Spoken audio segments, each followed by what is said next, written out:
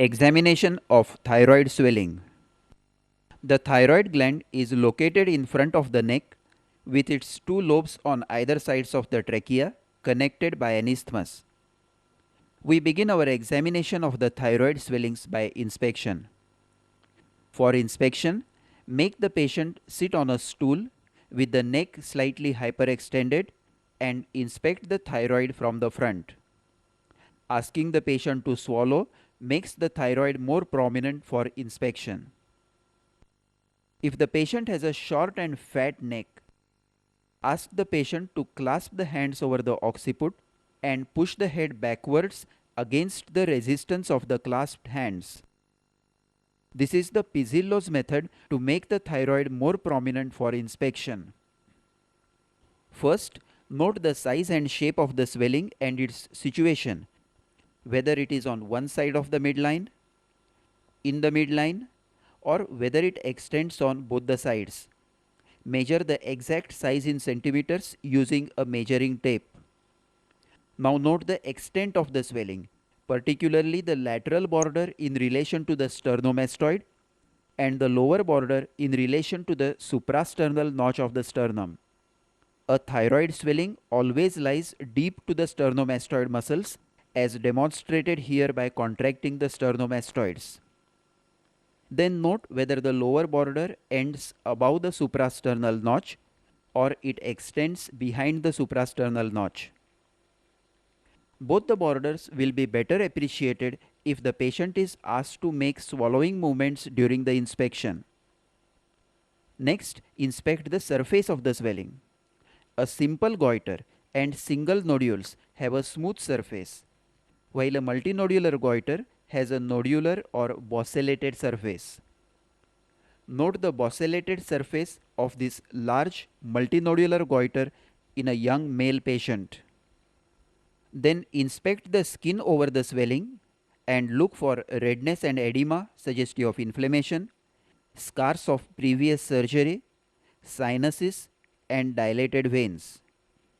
Note this transverse scar of previous thyroid surgery, which tells us that this is a recurrent thyroid swelling.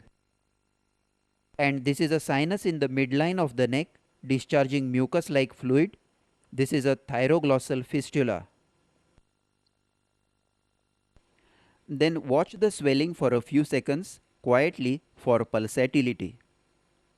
Now ask the patient to swallow and look for an upward movement of the swelling. A thyroid swelling characteristically during deglutition, as it is enclosed in the pretracheal fascia which is fixed to the thyroid cartilage. So when the superior constrictors of larynx pull the thyroid cartilage up during deglutition, the thyroid also moves up and down. Of course, we should not forget the other swellings that also move on deglutition, that is the thyroglossal cysts, pretracheal lymph nodes, subhyoid bursa, and extrinsic carcinoma of larynx. A swelling which is not attached to the pretracheal fascia, like this lipoma, will not move upwards during deglutition. Note the upward movement of the thyroid cartilage, but not of the swelling. If the swelling is a nodule close to the midline, you must also test for its upward movement on protrusion of the tongue. Ask the patient to extend the neck and open the mouth wide. Now, keeping the mouth open, let the patient move the tongue out and in. This is a thyroglossal cyst, and note the upward movement of the swelling as the tongue is protruded. This sign is diagnostic of a thyroglossal cyst which is connected to the foramen cecum of the tongue. A thyroglossal fistula also moves upwards on protrusion of the tongue, as the fistula is connected to the foramen cecum. And of course, it also moves up with deglutition. To revise, on inspection, first note the size and shape of the swelling, its location, and its borders in relation to the sternomastoid and the suprasternal notch. Then inspect the surface, whether smooth, nodular, or bossellated. Then inspect the skin over the swelling for redness and edema, scars and sinuses and dilated veins. Look for any visible pulsations in the swelling. Then ask the patient to swallow and look for an upward movement of the swelling during deglutition. And lastly, if the swelling is close to the midline, look for an upward movement of the swelling on protruding the tongue. Now let us proceed to palpation. After completing inspection, let the patient be in the same position sitting with neck extended and test the temperature of the swelling with the back of the fingers and then look for tenderness. Then stand behind the patient, place the hands around the neck with the thumbs over the occiput and tips of the other fingers over the front of the neck. This is the standard method for palpation of the thyroid gland. The flexion of the neck can be adjusted by the grip between the thumbs over the occiput and the index fingers under the chin. Now keep the neck slightly flexed to relax the deep cervical fascia and ask the patient to make a swallowing movement as you are palpating. As the thyroid moves up and down, the lower border can be appreciated better and nodules, if present, can be felt more easily. Then palpate the anterior surfaces of the lobes one at a time, inclining the head to the side being examined to relax the overlying sternomastoid muscle. For example, to examine the right lobe, flex the neck slightly to the right, support the thyroid firmly with the left hand and then palpate with the right hand. Note the consistency, surface and borders carefully. Palpate the tracheal rings in the suprasternal notch, that is below the lower border of the isthmus. If they are not felt, a retrosternal extension should be suspected. Now stand in front of the patient, extend the neck slightly and palpate by Lahaye's method for deep or posteromedial surface of the gland. To palpate the left lobe, push the thyroid gland to the left by your left hand so that the left lobe is pushed out of the tracheoesophageal groove, and then with the right hand palpate the posterior surface for nodules. Then repeat the procedure on the right side. Next, with the patient in the same position, keep a thumb over the lobe to be examined and ask the patient to swallow. Feel for small nodules on the surface as the gland moves up and down. This is Kreil's method of palpation for small nodules. During palpation, first you should determine whether the entire thyroid gland is enlarged, or is it an affection of only one lobe, or is it a single nodule. If an entire gland or an entire lobe is palpable, note its surface whether it is smooth or bosselated, and its consistency whether it is uniform or variable, soft, firm or hard. Colloid goiters are soft, multinodular goiters are firm, and carcinoma and Riedel's thyroiditis are hard to feel. Secondly, palpate the lower border very carefully during deglutition to determine the presence of a retrosternal extension.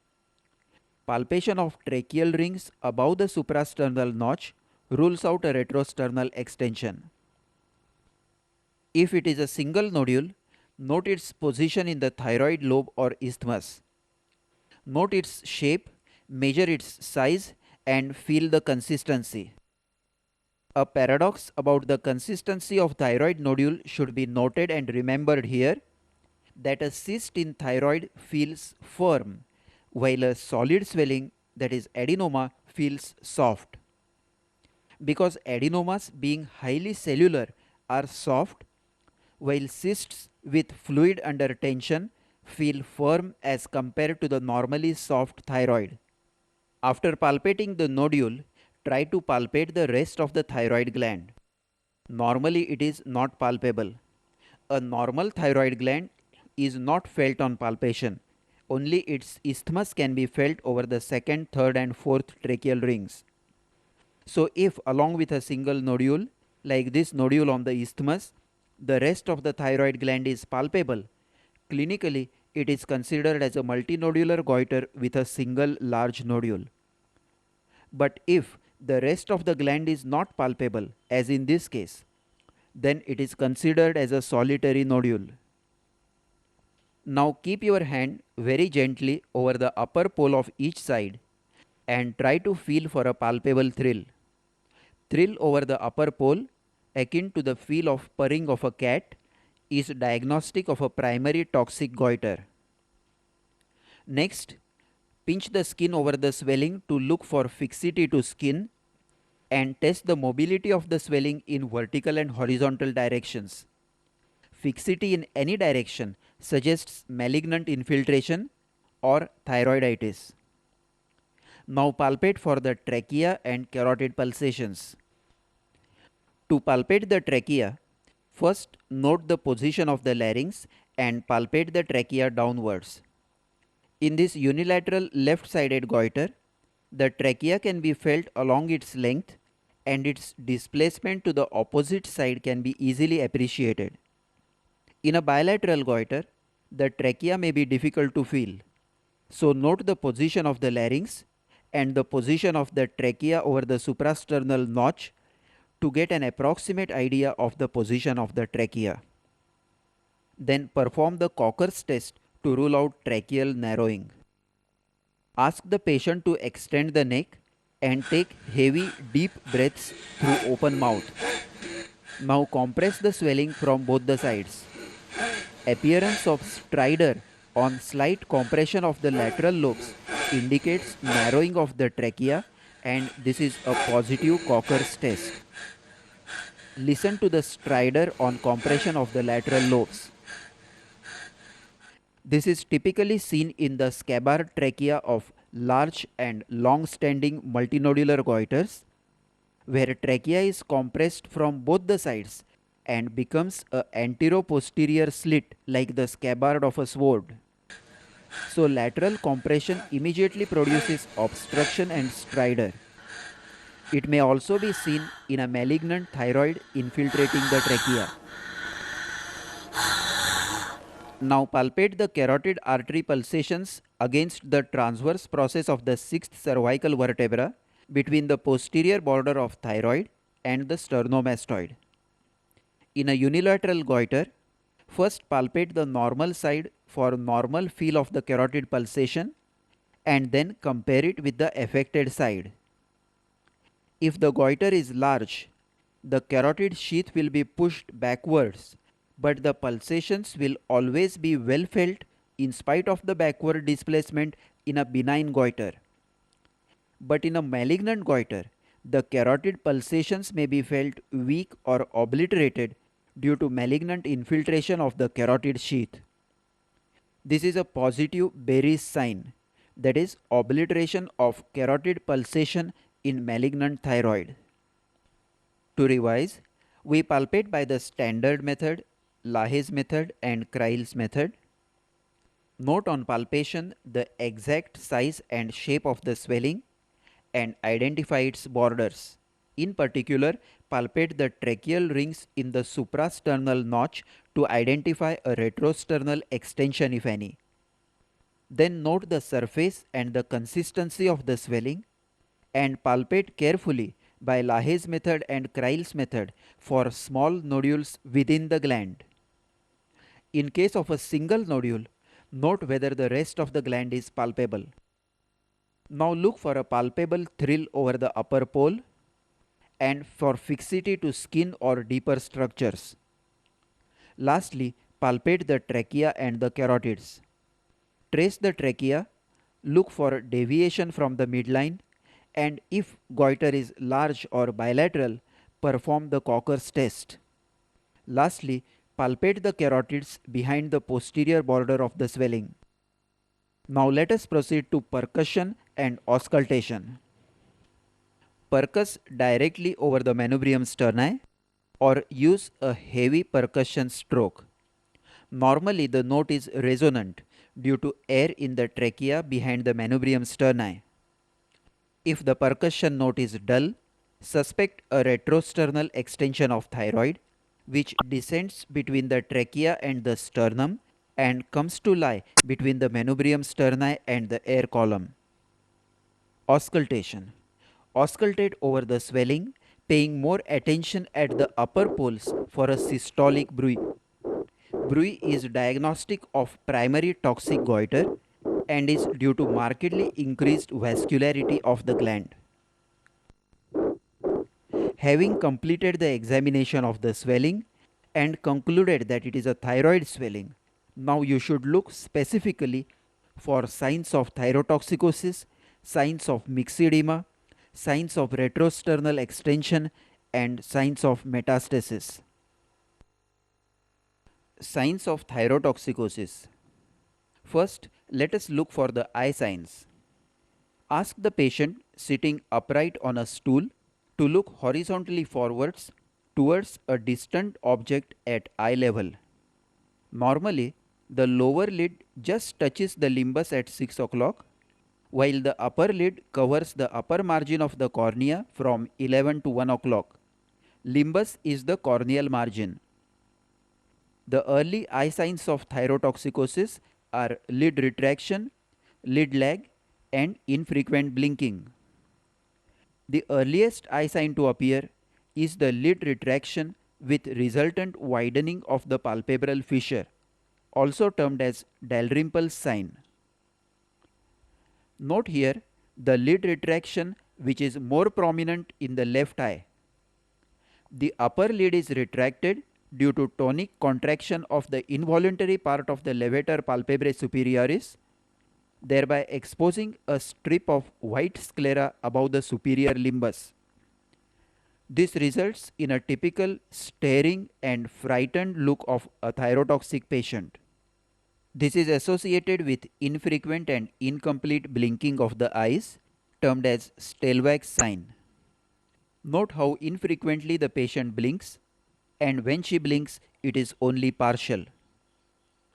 Now test for lid lag or von Graff's sign. With the left hand, fix the patient's head to prevent neck flexion or extension. Hold your right index finger in front of the patient's eye at a distance of 40 centimeters and asking the patient to follow the finger, move it upwards and downwards. When the patient looks downwards, the upper lid lags behind and a larger portion of the white sclera is exposed on looking down. This is a positive von Graff's sign.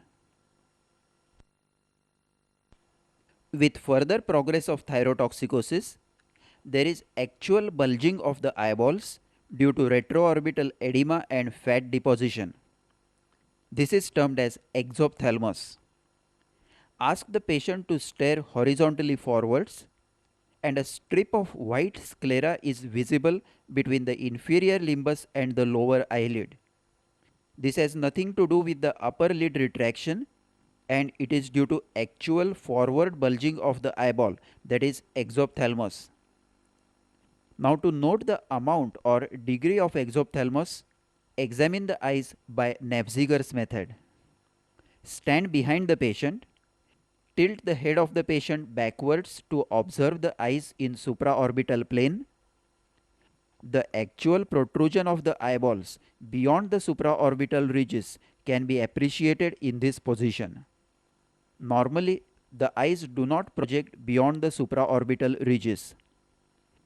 Now ask the patient to look upwards with head tilted slightly downwards. Look for the transverse wrinkles over the forehead which are seen in a normal individual in this position. Absence of wrinkling of forehead in thyrotoxicosis is positive Geoffroy's sign. If the exophthalmos is limited to one eye, it has to be differentiated from proptosis due to an intraorbital mass. Ask the patient to look downwards and evert the upper eyelid. The eversion is difficult or impossible in exophthalmos due to thyrotoxicosis, while in a case of intraorbital mass, eversion is possible even with very marked proptosis. This is the Gifford sign. Now test convergence by holding your finger at a distance of 1 meter from the eyes and asking the patient to stare at it. Now bring it slowly towards the midpoint between the eyebrows. The patient cannot converge the eyes in exophthalmos. This is a positive Mobius sign. Convergence is slow, jerky, and incomplete. With progressive exophthalmos, there is further bulging of the eyeballs with conjunctival congestion and edema. In a later stage, there are corneal ulcers, diminished vision, and ophthalmoplegia or restriction of the eyeball movements. To revise, look for lid retraction, lid lag, and infrequent blinking. Look for actual exophthalmos by Napziger's method and visibility of sclera beneath the inferior limbus. Then look for wrinkling of forehead, that is Geoffroy's sign, and test convergence, that is Mobius sign. We are examining for the signs of thyrotoxicosis, and we have now studied the eye signs in thyrotoxicosis. Next, look for fine tremors of outstretched hands and protruded tongue. Ask the patient to stretch out the arms with slight fanning of the fingers. Thyrotoxic patients will always show a fine tremor of the fingers. This is another patient with a thyroid enlargement. Note the fine tremor of the fingers of the outstretched hands, suggesting thyrotoxicosis. Another method to demonstrate tremors is to keep a piece of paper over the outstretched fingers. The vibrations of the paper are more easily appreciated.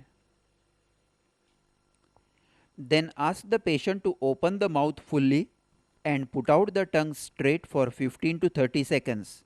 The tongue should not touch the teeth. Look for frank tremors or, in mild cases, fine fibrillary twitchings. Note again the tremors of the protruded tongue in thyrotoxicosis.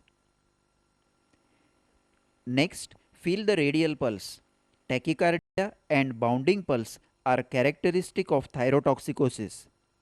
However, pulse rate may increase further due to anxiety, which is associated with thyrotoxicosis. So, to judge the degree of thyrotoxicosis, you must count the sleeping pulse rate, which is counted early morning around 4 am, that is before the patient wakes up, without disturbing the sleep. A fast and irregular pulse may suggest atrial fibrillation. Now feel the palms and feet of the patient. In thyrotoxicosis, they are warm and moist, and the legs may show pretibial myxedema with thickened hyperpigmented skin and coarse hair. Lastly, another characteristic sign of thyrotoxicosis has already been studied by us during the examination of the goiter, that is, the palpable thyroid thrill and thyroid bruit on auscultation. Let us remember here that in primary thyrotoxicosis, the eye signs and tremors are more prominent, while in secondary thyrotoxicosis, cardiac signs are more prominent with tachycardia, cardiomegaly, atrial fibrillation, or congestive cardiac failure. In secondary thyrotoxicosis, the tremors are less prominent and eye signs and exophthalmos are not seen. Signs of myxedema. If there are no signs of thyrotoxicosis, look for signs of myxedema. Is the voice hoarse? Is there edema of the face and legs? Does the patient feel lethargic? And look for the diagnostic clinical sign, that is delayed relaxation of the deep reflexes. Test the ankle jerk and the knee jerk. Note the typical myxedema faces with edema and dry, coarse skin, and listen to the characteristic slow, hoarse voice. Now note the slow relaxation phase of this ankle jerk. The muscle contracts briskly as usual and then relaxes slowly. In this early case, note the slightly delayed relaxation phase of the ankle jerk. Now we look for the signs of retrosternal extension. Inspect the upper chest, neck and face for dilated veins, congestion and puffiness, which result from pressure on the internal jugular veins at the thoracic inlet. Palpate the tracheal rings in the suprasternal notch. inability to palpate the rings suggests a retrosternal goiter. Then percus over the manubrium sterni. A dull note instead of normal resonant note suggests the presence of a retrosternal goiter. Now elevate both arms above the head until they touch the sides of the face. Hold them there for 1 minute. If this maneuver produces congestion of the face and respiratory distress, it suggests thoracic outlet obstruction, which in case of a goiter is most likely to be due to retrosternal extension of the goiter. This is positive Pemberton's sign. Lastly, look for Horner's syndrome, which can occur in a retrosternal goiter or in a malignant goiter affecting the cervical sympathetic nerve. The features of Horner's syndrome are ptosis with constricted pupil and enophthalmos in the eye of the affected side. The ciliospinal reflex is lost and there is anhidrosis or loss of sweating on the affected side of the face. Lastly, look for the evidence of metastasis meticulously if carcinoma is suspected. Palpate the neck on both sides for enlarged, hard lymph nodes. Palpate the entire skull surface for hard nodules. Look for bony deformity or tenderness in long bones. Examine the abdomen for nodular liver and ascites. And examine the chest for signs of effusion and consolidation. This concludes the clinical examination of a case of thyroid swelling.